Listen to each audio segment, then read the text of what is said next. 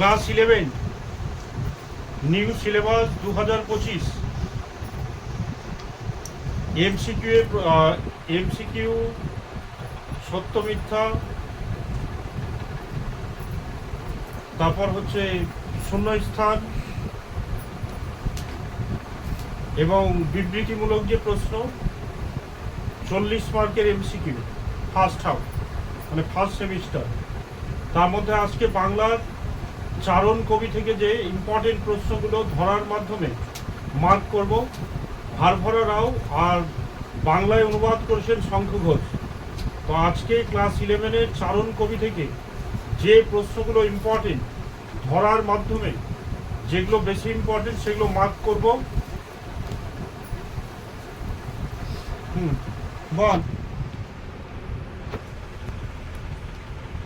ভারভরা রাও যে ভাষার কবি? তেলেগু। জোরে।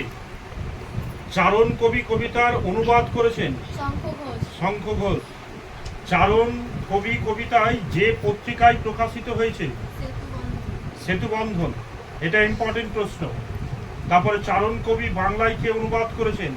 শঙ্খ ঘোষ। এটা ইম্পর্টেন্ট প্রশ্ন। এই সময় নিয়ম কানুন সব হয়ে যায় লোপাট। এটাও ইম্পর্টেন্ট প্রশ্ন। নিয়ম কানুন যখন সব লোপাট, উদ্ধৃত যেদিকে ইঙ্গিত বহন করে, নৈরাজ্যের দিকে, প্রতিবাদের তীব্রতার দিকে, শাসকের স্বেচ্ছাচারিতার দিকে।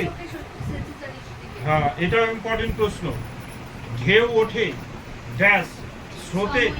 হ্যাঁ, সময়ের ঢেউ তোলা মানুষ মিছিল, অন্ধকার কালো দিন না কালো মেঘের দল?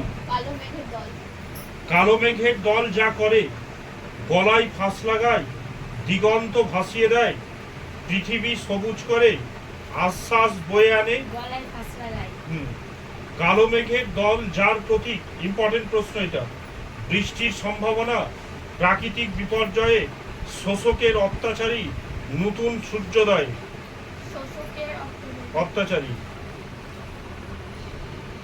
গলায় ফাঁস লাগার পরেও যা হচ্ছে না, হ্যাঁ ইম্পর্টেন্ট প্রশ্ন এটা।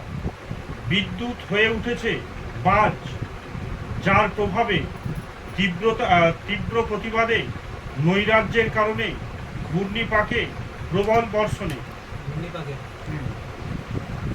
ঘূর্ণিপাকে বিদ্যুৎ হয়ে উঠেছে বাজ, উদ্ধৃতটির মধ্যে দিয়ে কবি কি বোঝাতে চেয়েছেন? ইম্পর্টেন্ট প্রশ্ন এটা।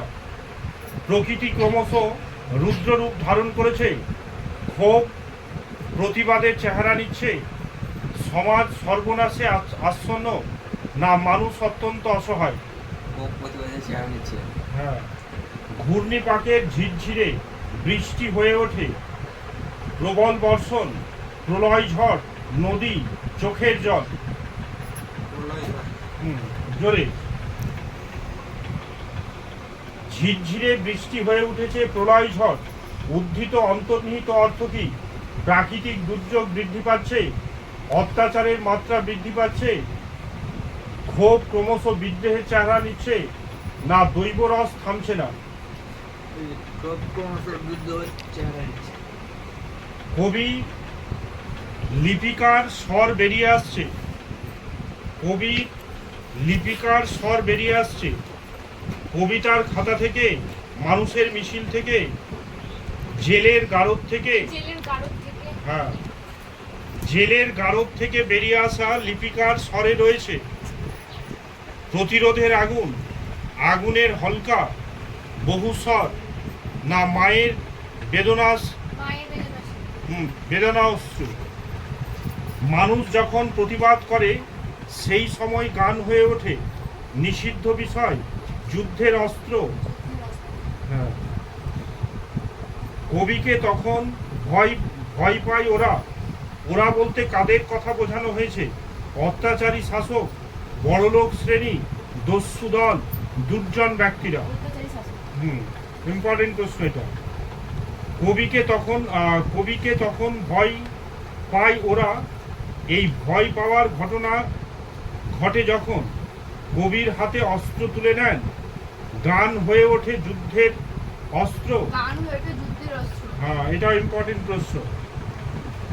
গান যখন হয়ে ওঠে যুদ্ধের অস্ত্র, এই যুদ্ধের লক্ষ্য সাম্রাজ্য জয়, প্রতিশোধ গ্রহণ, বৈষম্যের অবসান, ধর্মরাজ্য প্রতিষ্ঠা। বৈষম্যের অবসান।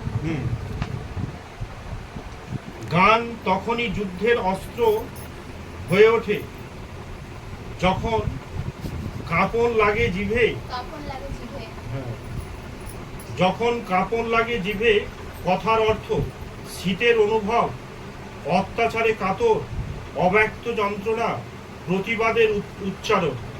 প্রতিবাদের উচ্চারণ। ইম্পর্টেন্ট প্রশ্ন এটা। কবিকে ভয় পেয়ে শাসক আত্মসমর্পণ করে, কবিকে খেতাব দেই, কবিকে কয়েদ করে রাখে। কবিকে কয়েদ করে রাখে। হ্যাঁ। কবিকে ভয় পেয়ে শাসক তার বলেছে গর্দানে আরো শক্ত করে যা করে, আঘাত করে, জড়িয়ে ফাঁস দেয়। জড়িয়ে ফাঁস দেয়। ঠিক। কবি তার সুর নিয়ে শ্বাস ফেলে যেখানে জনতার মাঝখানে। ঠিক, ইম্পর্টেন্ট প্রশ্ন এটা। হাসির মঞ্চে যেখানে মিলিয়ে যাচ্ছে হাওয়া, ইতিহাস, মাটিতে, মানুষের মধ্যে। হাসির মঞ্চ মাটিতে মিলিয়ে যাচ্ছে জনতার দাবিতে, ইতিহাসের নিয়মে, শাসকের ইচ্ছায়, ভারসাম্য রাখতে। হ্যাঁ, হাসির মঞ্চ মিলিয়ে যাচ্ছে মাটিতে, উদ্ধৃতাংশের মধ্যে দিয়ে যা বোঝানো হয়েছে অত্যাচারের অবসান, শাসকের শুভবুদ্ধির উদয়, নতুন শাসকের জন্ম, না এক সব পেয়েছিল দেশ এক কল্পনা। অত্যাচারের অবসান জোরে। হাসির মঞ্চে শেষ পর্যন্ত যাকে ঝুলিয়ে দেওয়া হয়, মানুষের স্বপ্নকে, হাসুরেকে, সমস্ত প্রতিবাদকে, না আদর্শকে। হ্যাঁ, ইম্পর্টেন্ট প্রশ্ন এটা। তুচ্ছ ফাঁসুরেকে দিচ্ছে ঝুলিয়ে, ফাঁসুরেকে তুচ্ছ বলার কারণ সে নিম্ন স্তরের পেশাজীবী, তাকে শাসকে ইচ্ছায় চলতে হয়। বিপ্লবীরা মৃত্যুকে ভয় পায় না, সে গরিব মানুষ। ইম্পর্টেন্ট প্রশ্ন এটা। তো চারণ কবি থেকে যে প্রশ্নগুলো মার্ক করা হয়। আমি তোমাদের ছোট ভাই, আমি বারবার বলছি আমার বাবার কমেন্টগুলো তোমরা করো, 99% আসবে।